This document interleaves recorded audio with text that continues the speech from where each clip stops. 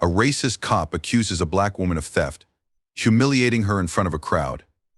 But what he doesn't know is that she's the reason his sick daughter is alive today. When the truth comes out, it shatters everything he believes, and the powerful journey that follows will restore your faith in humanity.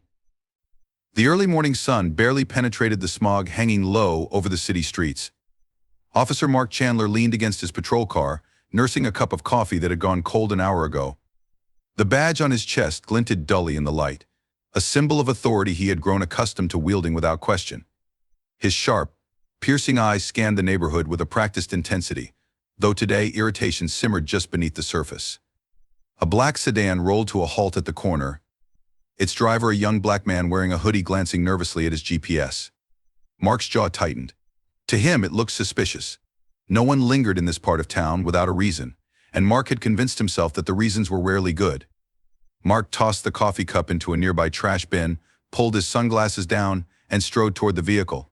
His boots struck the pavement with a deliberate rhythm, each step measured to convey authority.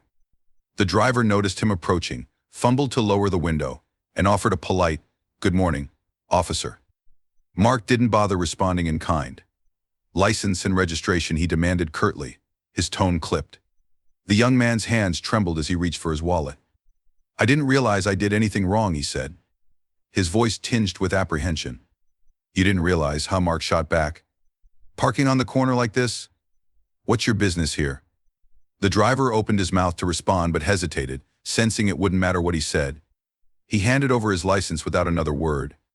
Mark took his time inspecting the ID, holding it up as if examining it for hidden flaws. He squinted at the name. Derek Brown. That right? "Yes, sir." Mark gave him a once-over, his expression skeptical. "Stay put," he turned and walked back to his patrol car, taking his time. He wasn't interested in running the ID. This was more about asserting control, ensuring his presence was felt. As Mark sat in his car, pretending to key in the license information, his mind wandered. It was the third stop like this today. They all blurred together now, a rotation of faces he barely registered anymore.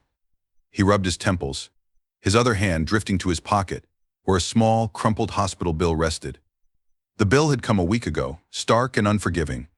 It detailed the mounting costs of his daughter Emily's treatment, chemotherapy sessions, specialist consultations, medication. Each line item seemed like a punch to the gut. He had flipped through it again and again, searching for a miracle discount that never materialized. His health insurance barely scratched the surface. Emily was only 10, her laughter once the soundtrack to his life. But now she rarely left her hospital bed, her face pale and gaunt. The memory of her asking, "Daddy, when will I get better?" echoed in his mind like a haunting refrain. He couldn't answer her then, and he couldn't answer her now. "Focus," he muttered to himself, shaking off the thoughts. He glanced at the ID again, his mind snapping back to Derek Brown. Mark didn't know anything about the young man beyond his name, but his biases filled in the blanks. Another troublemaker, probably. Returning to the driver's side, Mark handed back the ID with a dismissive flick of his wrist. "You're free to go. This time." Derek blinked, visibly relieved, but didn't move. "Thank you, officer," he murmured, then cautiously pulled away. Mark watched the car disappear down the street, his lips pressed into a tight line. The relief on Derek's face annoyed him in a way he couldn't explain. It felt like he'd done the young man a favor instead of performing his duty. As Mark got back into his patrol car, a call crackled over the radio. Code 4 on 8th Street, woman reported loitering near residential properties. Units nearby, respond. He keyed the mic. "This is Unit 47, responding." Mark arrived at the scene minutes later, his mood already soured. Standing near the curb was a black woman in her early 30s, dressed neatly but holding a large tote bag that seemed out of place. She was leaning over a small table, handing out papers to a few passers-by. Mark rolled down his window. "Mom, what are you doing here?" She looked up, her expression calm but firm. "Good morning, officer. I'm distributing pamphlets for a local fundraiser." "A fundraiser?" He stepped out of his car, narrowing his eyes. "What kind of fundraiser?" "It's for families struggling to afford medical care," she replied, holding out a leaflet. Mark didn't take it. Instead, he glanced around as if searching for an excuse to escalate the situation. "Do you have a permit to be here?" "I wasn't aware I needed one," she said evenly. "You do," he said flatly, crossing his arms. "And until you get one, I suggest you move along. She tilted her head slightly, her gaze unwavering. I'm not blocking anyone's path or causing harm. I'm just trying to help. Mark's jaw tightened. He hated being challenged, especially by someone he believed had no right to. Help somewhere else, he snapped. The woman nodded, her face betraying no emotion. Of course, officer, she began packing up her materials methodically, her calm demeanor frustrating Mark further. As she walked away, something about her lingered in his mind, her poise, her quiet defiance. It was as if she saw through him, saw the cracks in the armor he wore so confidently. Mark shook his head, dismissing the thought. He had work to do, and distractions like her weren't part of it. The hum of fluorescent lights filled the community clinic's lobby as Maya Harper shuffled through a stack of patient charts. The morning had been busy, but Maya thrived on the constant motion. As a healthcare advocate and volunteer coordinator, she wasn't a doctor or a nurse, but her job often felt just as critical. She was the bridge for families who couldn't navigate the labyrinth of medical bills, insurance denials, and overwhelming diagnoses. Maya, you're a lifesaver, a nurse called out, handing her a clipboard. Room 3 has a mom asking about financial aid. Think you can talk to her? On it, Maya replied, her voice calm and warm. She adjusted the lanyard around her neck, the ID badge that read healthcare advocate swinging slightly as she made her way to the room. Inside, a young woman sat on the examination table, cradling a toddler with large, inquisitive eyes. The mother's face was lined with worry, her hands clutching the paperwork Maya had seen too many times before. Hi, I'm Maya Harper, she began, her tone gentle as she approached. I understand you're looking for some help with medical expenses. The mother nodded, her voice trembling. It's just the prescriptions, the specialist visits, and now they're saying there's a new treatment we need to start. I don't know how we'll afford it. Maya pulled up a chair, sitting at eye level with the woman. Let's take it step by step. We have programs that can cover a portion of the costs, and I'll personally help you with the paperwork. As she explained the process, the mother's shoulders began to relax, hope slowly replacing despair. Maya didn't just offer financial guidance, she offered reassurance. It wasn't always easy. Most days were a delicate balance of navigating bureaucracy and soothing frayed emotions, but it was work Maya believed in deeply. Her own past had fueled her drive. Maya had grown up in a tight-knit but struggling family. Her mother worked 2 jobs to keep the lights on, and her younger brother had battled leukemia for 3 years before his remission. Maya still remembered the late nights spent at his hospital bedside, the silent prayers, and the overwhelming gratitude for the charities that had stepped in when her family couldn't make ends meet. That experience had shaped her life's mission. No child should have to suffer because their parents couldn't afford help. After finishing with the mother, Maya returned to her small, cluttered office. The desk was piled high with folders, a testament to the endless stream of families seeking aid. On one corner sat a framed photo of her brother, now a healthy young man in his 20s, smiling at his college graduation. Beside it was another photo of Maya with a group of kids at a summer camp she ran for children undergoing treatment. Her phone buzzed, snapping her out of her thoughts. It was a text from Dr. Oman, a pediatric oncologist she often collaborated with. Dr. Oman, Maya, just got word from the hospital foundation. The grant for Emily Chandler's treatment was approved thanks to your advocacy. Amazing work as always. Maya smiled, a quiet sense of accomplishment settling over her. Emily was one of many children she had been fighting for. But her case had stuck with Maya. 10 years old, brave beyond her years, and always quick with a joke despite the tubes and monitors surrounding her hospital bed. She made a mental note to visit Emily later in the week, perhaps bringing one of the art kits she kept stocked for kids in treatment.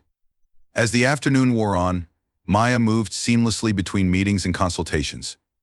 Around 4 p.m., she stepped into the clinic's main area, where a group of volunteers was preparing for the evening's community event, a fundraiser for families in need of medical support. Maya called Deanna, one of the volunteers. We're short a few tables for the silent auction setup. Any ideas? I'll grab some from the storage room, Maya replied, rolling up her sleeves. Deanna shook her head with a smile. You do enough already. Let me handle it. Delegation isn't my strong suit, Maya admitted with a laugh. But she stepped aside, letting Deanna take over. Maya surveyed the bustling room, her chest swelling with pride. Events like these were her favorite, a reminder that even in the face of hardship, people could come together to support one another. As the evening crowd began trickling in, Maya stood near the entrance, greeting attendees and handing out program brochures. She was mid-conversation with a local business owner when a little voice called out, "Maya." She turned to see Emily Chandler bounding toward her, her IV pole trailing behind like an awkward companion. Behind her, a nurse rushed to keep pace, a mix of amusement and exasperation on her face. Maya crouched to the child's level, opening her arms for a gentle hug. "I came to see you," Emily said, her voice bursting with excitement. "And the cookies." "They said there would be cookies." "There are definitely cookies," Maya replied with a laugh. "But first, tell me how you're feeling. Did you get through your treatments okay this week?" Emily nodded, her face glowing with pride. "They said I was super brave. Like a warrior." "You are a warrior," Maya said, her tone earnest. "And don't you forget it." The nurse finally caught up, giving Emily a playful glare. "Young lady, you are supposed to stay seated unless I'm with you. Do I need to put a tracking device on you?" Emily giggled, the sound light and infectious. Maya watched as the nurse guided Emily back to her seat, a lump forming in her throat. Emily's energy and positivity were a reminder of why Maya did what she did. But the thought of what her family must be going through, the stress, the financial strain, gnawed at her. Later that night, after the fundraiser wound down and the volunteers began packing up, Maya sat in her car, replaying the day in her mind. She was exhausted but satisfied. Her phone buzzed again. Another text from Dr. Oman. "Dr. Oman, Emily's family sends their thanks. They said they couldn't have made it this far without you." Maya sighed, her thoughts briefly flickering to the family she had yet to meet. She didn't need recognition. Knowing Emily was getting the care she needed was enough. But she couldn't shake the feeling that there was more to the Chandler story, something she couldn't quite put her finger on. With a deep breath, she started her car, ready to head home. Tomorrow would bring more families, more stories, and more opportunities to make a difference. It was a heavy load, but one she carried with pride. The sun was beginning to dip behind the horizon, casting long shadows across the bustling parking lot of a local grocery store. Maya Harper adjusted the tote bag slung over her shoulder as she carefully placed the last box of donated supplies into her car. It had been a long day, but the successful fundraiser left her feeling energized. The trunk of her car brimmed with diapers, canned goods, and baby formula items she'd distribute to families in need over the coming week. Maya closed the trunk and glanced at her watch. Nearly 6 p.m. She sighed, brushing a strand of hair from her face, and turned toward the driver's side door. "Excuse me, ma'am," the sharp voice startled her. She looked up to see a uniformed police officer approaching briskly. He was tall, with a no-nonsense gait and a hand resting on his belt. Maya recognized him immediately, Officer Mark Chandler. She had seen him before during community events, but had never interacted with him directly. "Yes, officer," she asked, keeping her tone neutral. Mark's eyes swept over her, then the open trunk of her car. "Can you explain what you're doing here?" Maya blinked, caught off guard. "I just finished loading some donated supplies. Is there a problem?" "Donated supplies," Mark repeated, his voice laced with skepticism. He nodded toward her car. "Looks like a lot of merchandise to me. Care to show me a receipt?" Maya frowned, a ripple of unease passing through her. "These aren't from the store, officer. They were collected during a fundraiser earlier today." Mark's gaze hardened. "Funny, I didn't see any fundraiser happening here. What's really going on?" Several shoppers passing by slowed their steps, sensing the tension. Maya noticed their lingering stares but kept her focus on Mark. "If you'd like, I can show you the event flyer," she said calmly, reaching into her bag. "Keep your hands where I can see them," Mark snapped, his voice rising. Maya froze, her heart skipping a beat. "I was just going to." "I said keep your hands where I can see them," Mark barked, stepping closer. The murmurs from onlookers grew louder. A woman in yoga gear paused near her SUV, frowning at the scene. "Is that really necessary?" the woman called out. Mark turned his head sharply, his glare silencing her. "Ma'am, I suggest you move along and mind your business." Maya inhaled deeply, steadying herself. She understood how quickly situations like this could spiral, and she had no intention of escalating it. "Officer, I assure you there's no need for concern. I can explain everything." Mark's lips curled into a smirk. "Is that right? Then why don't you step aside while I take a look in your car?" "I'd prefer not to," Maya replied, her voice steady but firm. "These items are for families in need. I've spent the entire day collecting them." Her refusal only seemed to fan the flames of his suspicion. "You've got a lot of answers for someone acting this suspicious," Mark shot back. He moved toward the trunk, peering inside. Diapers, formula, canned goods. Quite a haul, he muttered, shaking his head. How do I know you didn't just load these up from inside the store? Maya's jaw tightened. Because I didn't. You're welcome to contact the store manager or the community center where the fundraiser was held. Mark straightened, his hand still resting on his belt. You seem to think you're in charge here, he said, his tone icy. The onlookers exchanged uneasy glances, their murmurs growing louder. A young man in a hoodie stepped closer. Hey man, she didn't do anything wrong. Why are you hassling her? Mark turned on him sharply. Back off. Unless you want to join her in questioning. Maya closed her eyes briefly, willing herself to stay composed. Officer, I understand your concern, she said, keeping her voice calm. But this isn't necessary. If you'll give me a moment, I can. Necessary, Mark interrupted, his voice cutting through the air like a whip. I'll decide what's necessary. Now, step away from the car. The crowd's murmurs grew louder. Maya noticed a woman discreetly pulling out her phone, likely recording the exchange. The weight of the moment pressed down on her, but she refused to let it break her resolve. I've done nothing wrong, officer, she said, meeting his gaze. Mark's smirk faltered. For a brief moment, something flickered in his expression, uncertainty, perhaps, but it was gone as quickly as it came. You're refusing to cooperate, he asked, his voice lower but no less menacing. I'm standing my ground, Maya replied firmly. The tension hung heavy in the air, each passing second feeling like an eternity. Finally, one of the onlookers stepped forward, a middle-aged woman in a business suit. Officer, I saw her loading those boxes. She didn't take anything from the store, the woman said, her voice steady. Mark turned toward her, clearly irritated. And you are? A witness, the woman replied coolly. And someone who knows when a situation is being handled poorly. A ripple of agreement spread through the crowd. Maya's chest tightened. The support was unexpected but welcome. She glanced at the woman, offering a silent nod of gratitude. Mark's face darkened, his authority slipping further with every second the crowd stood against him. Finally, he stepped back, his hand falling away from his belt. This isn't over, he muttered, glaring at Maya. I hope it is, Maya said softly. Because no one deserves to be treated this way. As the crowd began to disperse, Maya leaned against her car, exhaling deeply. Her hands trembled slightly, the adrenaline coursing through her veins. She had faced tense situations before, but this felt different. The officer's anger, his blatant disregard for reason, it had been an exhausting display of power unchecked. The woman in the business suit approached her. Are you okay? Maya nodded, managing a small smile. I'm fine, thank you. I appreciate you stepping in. Someone had to, the woman said firmly. That was unacceptable. Maya watched as the woman walked away, her heels clicking against the pavement. The onlookers had left too, and the parking lot was quiet again. She climbed into her car, gripping the steering wheel tightly. 1,000 thoughts swirled in her mind, but one rose above the rest. How often does this happen? How many others face this without witnesses or support? Maya started the engine, her resolve stronger than ever. There was still so much work to do, so much change to fight for. She would channel this moment, this anger, this exhaustion into her mission. Because the world needed better, and she would be part of making it happen. Officer Mark Chandler paced the precinct locker room, his thoughts racing as the day's events replayed in his mind. He had dealt with countless confrontations during his career, but his encounter with the woman in the parking lot, Maya Harper, as he'd learned from her ID, lingered longer than most. There was something about her composure, the way she had stood her ground despite his authority. It grated on him, like a splinter lodged deep beneath the surface.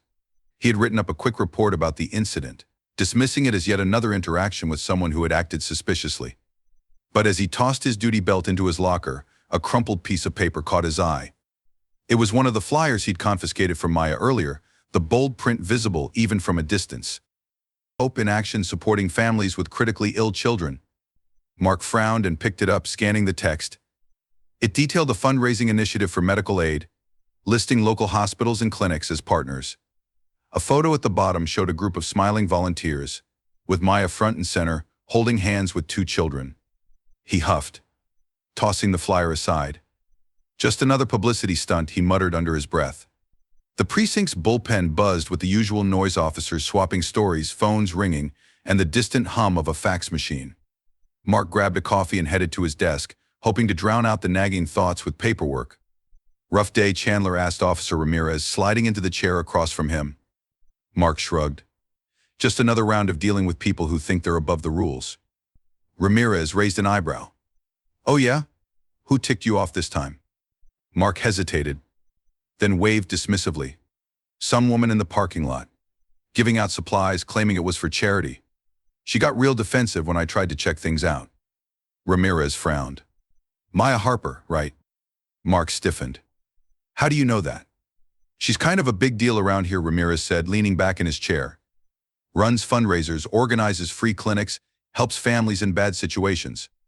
I heard she's even helped a few of our own." Mark scoffed. "Yeah, right. I'm sure she's a saint." Ramirez tilted his head, studying Mark. "Why are you so bent out of shape about her? She's done more good in this town than most of us ever will." Mark didn't answer, staring down at his coffee cup instead. Later that evening, Mark sat in his patrol car, parked outside his daughter's hospital. He had planned to visit Emily after his shift, but he couldn't bring himself to get out of the car just yet. The fluorescent lights from the building reflected off the windshield, casting an eerie glow over the dashboard. His phone buzzed, pulling him from his thoughts. It was a text from Emily's nurse. "Nurse Carla, Emily asked about you. She's awake and doing well. Stop by when you can." Mark sighed, guilt twisting in his chest. He tucked his phone into his pocket and finally stepped out of the car. The cool night air bit at his skin as he walked through the hospital's sliding doors. Inside, the sterile smell of disinfectant mingled with the quiet beeps of monitors. Mark knew the route to Emily's room by heart, but tonight his feet felt heavier with every step. As he passed the pediatric oncology ward, his gaze caught on a corkboard near the nurse's station. It was covered in colorful photos, thank you cards, and printed flyers. One flyer stood out, identical to the one he had confiscated earlier. Mark stopped, his eyes narrowing. Maya Harper, healthcare advocate and community champion. The flyer detailed Maya's efforts to support families struggling with the financial burden of medical treatments. Beneath the text was a quote from one of the hospital's directors. "Maya's work has changed countless lives. Her advocacy ensures that no child is left without the care they need." Mark clenched his jaw, the words stirring an unease he couldn't quite place. Before he could dwell on it, a familiar voice called out. "Officer Chandler." Me?" He turned to see Carla, Emily's nurse, approaching with a clipboard. "Good to see you," Carla said, smiling warmly. "Emily's been asking for you all day. She's in good spirits tonight." Mark nodded, his voice rough. "Thanks, Carla. I'll head in soon." As Carla started to walk away, Mark stopped her. "Hey, that woman Maya Harper. You know her." Carla's face lit up. "Oh, absolutely. She's incredible. A lot of families here owe her more than they can ever repay." Mark frowned. "What do you mean?" Carla hesitated, then gestured to the flyer. "Maya's fundraising covers medical expenses for kids who don't have full insurance. She's helped set up grants, organized charity drives, even paid out of pocket a few times." Mark's chest tightened. "Out of pocket?" Carla nodded. "She doesn't just talk the talk. She really cares." As Mark entered Emily's room, his thoughts were a tangled mess. His daughter's soft voice brought him back to the present. "Daddy," Emily exclaimed, her smile lighting up the room. Mark forced a grin, sitting beside her bed. "Hey, sweetheart, how are you feeling?" "Better," she said, holding up a drawing she'd made. "Look, it's us at the park." The picture showed stick figures of Mark, Emily, and their dog with a big yellow sun overhead. Mark's heart ached at the simplicity of it, a reminder of better days. As he tucked her in for the night, Emily said, "Miss Maya came by earlier." Mark froze. "Maya." Emily nodded, her eyelids drooping. "She brought me a new coloring book. She's nice." Mark didn't reply, his mind racing. The name Maya Harper now carried weight he couldn't ignore, and for the first time doubt crept into his carefully constructed worldview. Could he have been wrong about her? The next morning, Mark Chandler woke earlier than usual, the restless churn of his thoughts denying him a full night's sleep. Sitting at the edge of his bed, he stared at the faint light creeping through the blinds, his mind replaying fragments of the previous day: Maya Harper's calm defiance, Ramirez's praise of her, the flyer on the hospital corkboard, and most haunting of all, Emily's sleepy murmur. "Miss Maya came by earlier. She's nice." He rubbed his temples, trying to push away the discomfort tightening in his chest. But it was no use. Something didn't sit right, and he knew there was only one way to get answers. Later that morning, Mark found himself outside the hospital again, gripping the steering wheel of his patrol car. He had planned to visit Emily, but this time his focus was elsewhere. The flyer from the nurse's station was folded neatly in his pocket, its edges soft from the constant fiddling of his fingers. With a deep breath, he stepped out and walked through the sliding doors. The sterile scent of disinfectant and the hum of hospital activity greeted him like an old acquaintance. Mark made his way to the nurse's station, where Carla was sorting through patient files. "Officer Chandler," Carla said with a polite nod. "Back so soon?" "Yeah," Mark muttered, clearing his throat. "Actually, I need to ask you something." Carla set down the files, her brow furrowing slightly. "What's on your mind?" "Maya Harper," he said, his tone quieter than usual. "Does she come here often?" Carla tilted her head. "She's here all the time." "Why?" Mark hesitated, then gestured to the flyer still tucked in his pocket. "I keep hearing about all this stuff she does. Fundraisers, donations, helping families.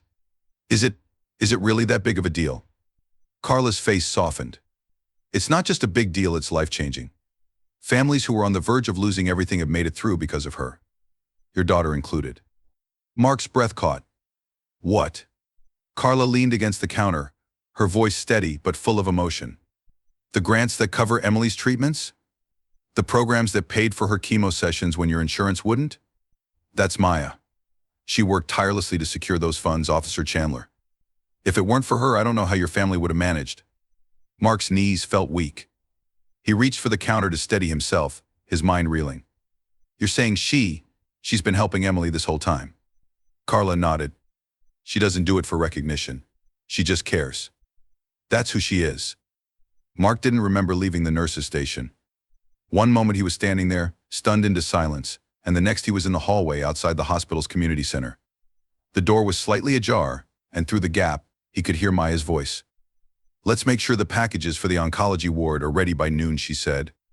"And don't forget the extra supplies for the parents' lounge." Mark pushed the door open, his heart pounding. Inside, Maya was standing at a table piled high with colorful gift bags and boxes, directing a group of volunteers. She glanced up when he entered, her expression unreadable. "Officer Chandler," she said, her tone polite but distant. Mark stepped inside, feeling out of place in his uniform. "Miss Harper," he began, his voice unsteady. "Can we talk?" Maya dismissed the volunteers with a nod. "I suppose we can," she said, crossing her arms. For a moment, Mark didn't know where to begin. He glanced at the table, noting the cheerful labels on the packages for Emily, for Mateo, for Bella. You've been helping my daughter," he finally said, his voice almost a whisper. Maya's gaze didn't waver. "I help a lot of children, Officer Chandler. Emily is one of them." Mark swallowed hard. "I didn't know." "Why would you?" Maya replied, her tone calm but firm. "People like you don't usually stop to ask about the lives of the people they judge." Her words stung, but Mark didn't argue. She wasn't wrong. "I thought you should know," Maya continued, her voice softening slightly, "that your daughter is one of the bravest kids I've ever met. She's always smiling, even on her hardest days. When I bring her art supplies or books, she lights up like it's Christmas morning." Mark's chest tightened. The image of Emily, her pale face glowing with joy, filled his mind. "I can't take all the credit, though," Maya added. "There are so many people involved in making sure kids like Emily get what they need. Doctors, nurses, donors, volunteers. I'm just one part of the puzzle." Mark shook his head. "You're more than that. You've done more for my family than I could ever repay." Maya studied him for a long moment. "Why are you really here, Officer Chandler?" Mark looked down at his hands, guilt washing over him. "Because I owe you an apology. Yesterday in the parking lot, I treated you like a criminal. I accused you of things you'd never do, and I'm ashamed of how I acted." Maya's expression softened, but she didn't let him off the hook. "You didn't just treat me like a criminal. You treated me like less than a person." Her words hit him like a punch to the gut. He nodded, his voice thick. "You're right. I did. And I'm sorry." For a moment, the room was silent, except for the faint hum of activity in the hallway. Then Maya sighed. "It's not the first time this has happened to me, Officer Chandler. And sadly, it probably won't be the last. But I accept your apology, not for your sake, but because holding on to anger doesn't help anyone. Mark met her gaze, his throat tight with emotion. "Thank you," he said quietly. Maya nodded, then gestured to the table. "If you really want to make things right, there's something you can do." Mark frowned. "What do you mean?" "Help," Maya said simply. "These packages need to be delivered to the oncology ward. Think you're up for it?" For the first time in years, Mark felt a flicker of something he hadn't felt in a long time: purpose. He nodded. "Yeah, I'm up for it." Over the next hour, Mark worked alongside Maya and the volunteers, delivering packages to the ward and meeting families whose stories mirrored his own.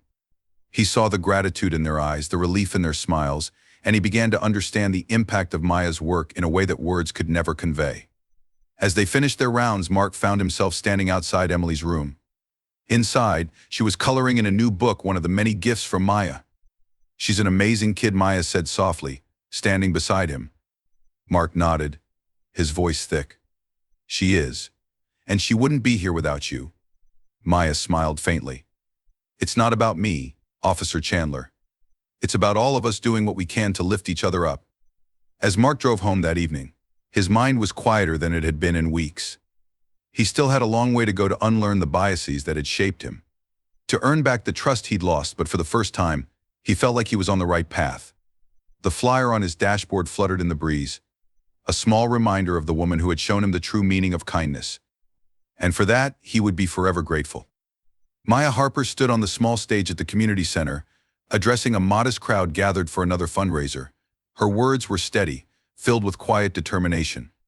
"No family should have to choose between putting food on the table and saving their child's life," she said, her gaze sweeping over the audience.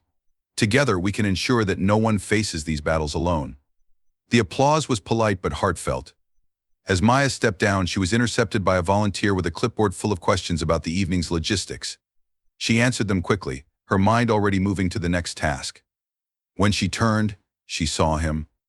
Officer Mark Chandler stood near the entrance, his uniform replaced by plain clothes, his posture stiff and uncertain. Their eyes met, and for a moment neither moved. Maya squared her shoulders, her calm expression masking the storm of emotions his presence triggered. She crossed the room, stopping a few feet from him. "Officer Chandler," she said evenly.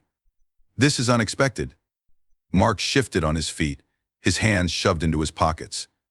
I wasn't sure you'd want to see me after everything." "You're here," Maya said simply. "So what do you want?" Mark took a deep breath, struggling to find the right words. He had rehearsed this moment in his head all day, but now that he was face to face with Maya, the weight of his actions bore down on him. "I came to apologize," he said, his voice low, "for how I treated you in the parking lot. For everything I said and did. I was wrong." Maya's expression didn't change, but her silence pressed against him like a heavy stone. "I had no idea what you've done for Emily," Mark continued, his voice faltering slightly. "What you've done for so many families, and I hate that it took me so long to see it." "To see you?" Maya raised an eyebrow. "To see me? Or to see that you were wrong?" Mark flinched, her words cutting straight through him. "Both," he admitted. "I judged you without knowing anything about you. And I acted out of pride and prejudice. I see that now." For a moment, neither spoke. The faint buzz of conversation from the other side of the room filled the silence between them. "I appreciate the apology," Maya said finally, her voice calm but firm. "But you need to understand something, Officer Chandler. This isn't about me. This is about a system that allows people like you to act the way you did, and about people like me who have to fight twice as hard to prove we deserve basic respect." Her words hit him like a punch to the gut. Mark nodded slowly, his gaze falling to the floor. "You're right," he said. "You're absolutely right." Maya studied him for a moment, her own emotions swirling. She wanted to believe he was sincere, but years of encountering men like him had taught her to be cautious. "Why now?" she asked. "Why are you here?" Mark's voice cracked slightly as he replied. "Because I can't change what I've done, but I can try to be better. For Emily. For the people I'm supposed to protect and serve. And for you." Maya's gaze softened, though her tone remained measured. "Do you understand how much harm your actions could have caused? Not just to me, but to anyone in my position." "I do," Mark said, his voice earnest. "And I can't undo it, but I can take responsibility for it. I want to do better, Miss Harper. I don't want to be the kind of person who lets fear or prejudice control my actions." Maya let his words settle, her own emotions warring between anger and hope. Change isn't easy, Officer Chandler, she said finally. It's not a one-time apology or a single gesture. It's every day, every moment, choosing to do what's right instead of what's comfortable. I'm willing to try, Mark said. I need to know if you believe that. Maya looked at him, her expression unreadable. I believe people can change. But I've also learned that change takes time. Words are easy. Actions matter more. Mark nodded, the weight of her words pressing against him. The room around them began to quiet as people trickled out. Maya glanced at the clock, realizing it was nearly time to lock up. She turned back to Mark, her voice softening. You hurt me, she said, her tone no longer harsh but still firm. But I've learned that holding on to anger only weighs me down. I forgive you not for your sake, but for mine. Because I have too much work to do to carry that weight. Mark felt a lump rise in his throat. Her forgiveness felt like both a gift and a challenge, a call to action that he couldn't ignore. Thank you, he said, his voice thick. I promise I won't take that for granted. As they moved toward the door, Mark stopped suddenly. Is there anything I can do, he asked. Maya tilted her head slightly. Do you really mean that? I do, he said without hesitation. Maya considered him for a moment, then nodded. Come back tomorrow. Volunteer with us. Meet the families you claim you want to protect. Listen to their stories. That's where change starts. Mark hesitated, but only for a moment. I'll be here, he said. The next day, Mark returned to the community center, trading his uniform for a simple t-shirt and jeans. Maya greeted him at the door, her expression still guarded but less distant than before. You're here, she said, a hint of surprise in her voice. You asked, Mark replied. And I meant what I said. For the next several hours, Mark worked alongside Maya and the other volunteers, packing supplies, sorting donations, and delivering care packages to the families. He met parents who shared their stories of struggle and resilience, children who smiled despite the odds stacked against them, and volunteers who poured their hearts into every task. Each interaction chipped away at the walls Mark had built around himself, forcing him to confront the biases and assumptions that had shaped his actions. By the end of the day, he felt both exhausted and renewed. As the sun dipped below the horizon, Mark found himself standing outside the center, his hands shoved into his pockets. Maya joined him a moment later, her arms crossed as she looked out at the quiet street. You did good today, she said. Mark glanced at her, surprised. Thanks. But I still have a lot to learn. Maya nodded. We all do. The important thing is that you're willing to try. Mark looked down, his voice quiet. I want to be someone Emily can be proud of, someone you can be proud of. Maya's expression softened, a small smile tugging at the corner of her lips. Then keep showing up. That's how change happens. Mark nodded, the weight of her words sinking in. For the first time in years, he felt like he was on the right path, not just for Emily, but for himself. The quiet hum of Mark Chandler's patrol car filled the early morning streets. The same roads he had driven for years now felt different, as if the weight of his own ignorance had lifted, leaving him with a new clarity.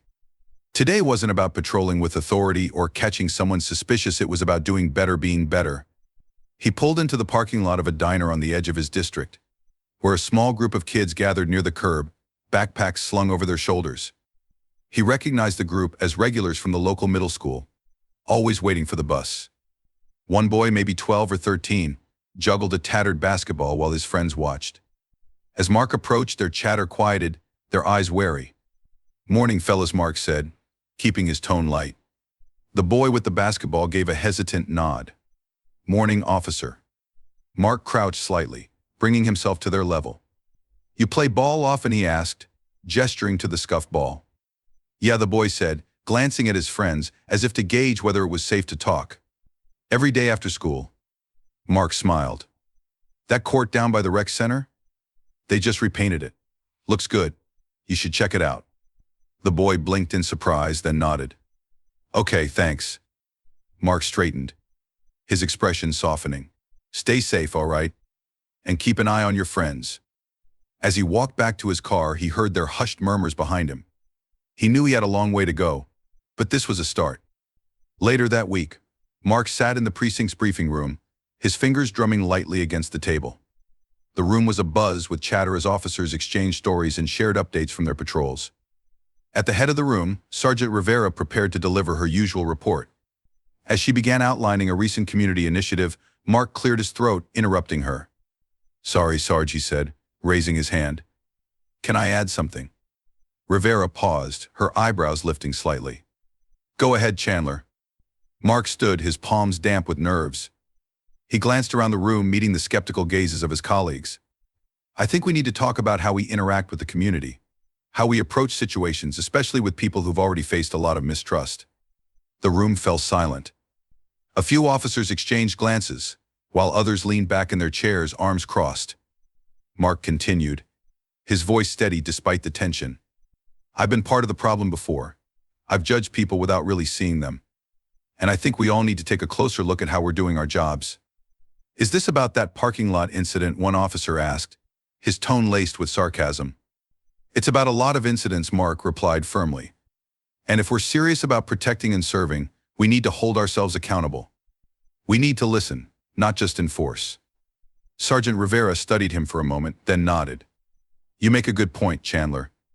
Let's schedule a session to talk about this. All of us." Mark sat down, his heart racing. It wasn't a grand victory, but it was a step in the right direction. True to his word, Mark began volunteering regularly at Maya's community center. At first, the sight of a police officer in their midst drew wary glances and whispers from the families and volunteers. But over time, his steady presence and willingness to help began to ease the tension. One afternoon, Mark stood at a folding table, packing care kits with snacks, toiletries, and coloring books. Across the room, Maya watched him quietly, her expression thoughtful. "Hey," she said, approaching him. Mark glanced up, offering a small smile. "Hey, what's up?" "I wanted to thank you," Maya said, "for showing up. It's made a difference." Mark shook his head. "Don't thank me. This is the least I can do after everything." Maya smiled faintly. "Actions matter more than words, remember? And your actions are starting to speak louder." That evening, as Mark helped load supplies into a van, he handed Maya an envelope. "What's this?" she asked, raising an eyebrow. "A donation," he said simply. "I can't do much, but I can do this." Maya opened the envelope and saw a check inside. The amount wasn't extravagant, but it was enough to show he had given with intention. "Thank you," she said, her voice soft. Mark nodded. "You've already done so much for my family. It's the least I can do to help someone else." The changes in Mark's life began to ripple outward, touching those closest to him. At home, Emily noticed her father's lighter demeanor and newfound patience. He spent more time with her, helping her with her homework and even attempting art projects together, despite his lack of artistic talent. One evening, as they sat together painting, Emily looked up at him. "Daddy." "Yeah, sweetheart. Miss Maya said you've been helping her at the center." Mark nodded. "I have. She's amazing, isn't she?" Emily grinned. "Yeah. She said you're pretty amazing too." Mark's throat tightened, and he reached out to tousle her hair. "She's just being nice." "No. She means it," Emily said firmly. "I'm proud of you, Daddy." Her words stayed with him long after she had fallen asleep, filling him with a sense of purpose he hadn't felt in years. A month later, Mark stood in the audience at a community event hosted by Maya's organization.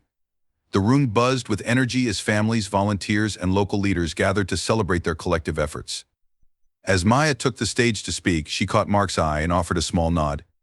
"This work is about more than just helping families," Maya said, her voice steady and warm. "It's about building bridges, mending trust, and creating a community where everyone feels seen and valued." The applause was thunderous. Mark felt a lump rise in his throat as he watched the people around him clap and cheer. He had started this journey with guilt and shame, but now he felt something deeper: hope. The next morning, Mark sat in his patrol car, his badge gleaming in the early sunlight. The streets looked the same, but he saw them differently now. He spotted a woman crossing the road with a stroller and paused to let her pass. She gave him a polite nod, and he nodded back, a silent moment of mutual respect. As he drove on, he spotted a group of teens hanging out near the park. Instead of assuming the worst, he stopped to chat with them, asking about their day and cracking a few jokes. Bit by bit, he was becoming the officer he wished he'd always been, one who served with empathy, understanding, and a commitment to justice. The sound of children's laughter, carried through the crisp autumn air as families gathered in the community park for the annual fundraiser organized by Maya Harper's foundation. Colorful booths lined the pathways, offering face painting, baked goods, and small games to raise money for families in need. A makeshift stage stood at the park's center, where a local band played upbeat tunes that kept the atmosphere lively. Maya stood near one of the booths, chatting with a young mother holding a baby on her hip. The mother expressed her gratitude for the support she'd received over the past year, and Maya listened with her usual warmth and attentiveness. As the mother walked away, Maya spotted a familiar figure across the park. Mark Chandler stood near the bounce house, his hands resting on his hips as he watched Emily, his 10-year-old daughter, laugh and play with a group of other children. Emily's hair had begun to grow back, the soft curls framing her bright, smiling face. The transformation from the frail, pale child Maya had first met to this lively, energetic girl filled her with quiet pride. Mark noticed Maya watching and gave her a small wave. She hesitated for a moment, then began walking toward him. "Miss Harper," Mark said as she approached, his voice carrying a note of warmth and respect that hadn't been there before. "Officer Chandler," Maya replied, a playful smile tugging at her lips. "Enjoying the day?" "I think Emily's enjoying it enough for the both of us," he said, nodding toward the bounce house. Maya's gaze followed his, her heart swelling as she watched Emily help a younger boy climb into the inflatable structure.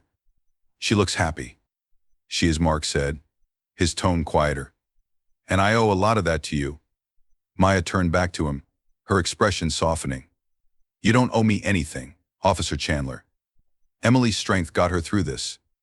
Mark shook his head. "Her strength got her through the treatments, sure. But without you, those treatments wouldn't have been possible. You gave us hope when we didn't think we had any left." Maya felt a lump rise in her throat. She'd had conversations like this before, but hearing the gratitude in Mark's voice, knowing where they'd started, made this one feel different. The two stood in companionable silence for a moment, watching Emily and the other children. Mark broke the silence, his voice thoughtful. "I've been doing a lot of thinking over the past few months about the kind of person I was, the kind of person I want to be." Maya glanced at him, her expression curious. "I don't think I ever really saw people before," he admitted. "Not the way you do. I let my own fears and assumptions blind me, and I hurt people because of it." Maya nodded, her voice steady but kind. "Acknowledging it is a step. What you do next is what matters." "I know," Mark said. "And I'm trying. I've been working with some of the guys at the precinct, talking about how we can rebuild trust with the community. It's a slow process, but it's a start." Maya studied him, sensing the sincerity in his words. "That's good to hear," she said. "Real change takes time. But the fact that you're trying says a lot." A burst of laughter from the bounce house drew their attention. Emily had tumbled onto her back, giggling uncontrollably as the other kids playfully bounced around her. Mark smiled, his eyes softening. "She's my reason for everything now. Everything I do, I think about how it'll affect her. What kind of world I'm leaving for her." Maya's gaze flickered between him and Emily. "She's lucky to have you," she said. "And I think she knows that." Mark turned to face Maya fully. "She talks about you all the time, you know. She looks up to you. I think she wants to be like you when she grows up." Maya felt a warmth spread through her chest. "Emily's going to be her own amazing person," she said. "But I'd be honored if I've inspired her even a little."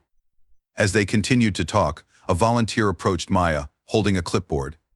"Sorry to interrupt," the woman said, "but they're about to start the awards presentation." Maya nodded, then turned back to Mark. "Stick around," she said. "There's something you might want to see."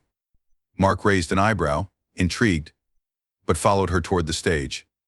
The crowd gathered near the stage as the event's MC took the microphone. After a few words of gratitude and thanks to the attendees and sponsors, the MC gestured toward Maya. "And now it's my pleasure to introduce someone who has done more for this community than words can express," the MC said. "Maya Harper, please join us on stage." The crowd erupted into applause as Maya stepped up, a modest smile on her face. She thanked the MC and turned to address the crowd. "Today isn't about me," Maya began, her voice carrying a quiet strength. "It's about all of us, every family, every volunteer, every donor coming together to create a community where no one is left behind." She gestured toward the children playing nearby. "These kids are our future, and it's up to us to make sure that future is bright and full of possibility. Thank you for being part of that mission." The crowd cheered again, and Maya stepped back, allowing the MC to resume. After the event wound down, Mark found Maya near the stage, helping volunteers pack up. "You're pretty good at that," he said, grinning. "Public speaking," Maya asked, chuckling. "Not my favorite thing, but it's part of the job." Mark extended a hand. "Thank you, Maya. For everything." Maya hesitated for a moment before taking his hand. "You're welcome, Mark. Just keep showing up for Emily, for the community. That's how we make a difference." "I will," he promised, his grip firm but gentle. As Mark walked back to his car, Emily ran to catch up with him, clutching a balloon shaped like a butterfly. "Daddy," she exclaimed. "Did you see me in the bounce house?" "I did," Mark said, scooping her up into his arms. "You were amazing, as always." Emily giggled, wrapping her arms around his neck. "Miss Maya said I'm a warrior," she whispered. "You are," Mark replied, his voice full of pride. "And so is she." As they drove home, Mark glanced in the rearview mirror, catching Emily's reflection as she played with her balloon in the back seat. He thought of Maya's words, her forgiveness, and her unwavering commitment to making the world a better place. For the first time in a long time, Mark felt like he was part of something bigger than himself, a community built on compassion, resilience, and the belief that people could change. And he was determined to keep changing, one step at a time. This ending connects the story's emotional impact to the audience's action, creating a sense of purpose for liking, sharing, and subscribing. It emphasizes community and change, motivating viewers to be part of the movement.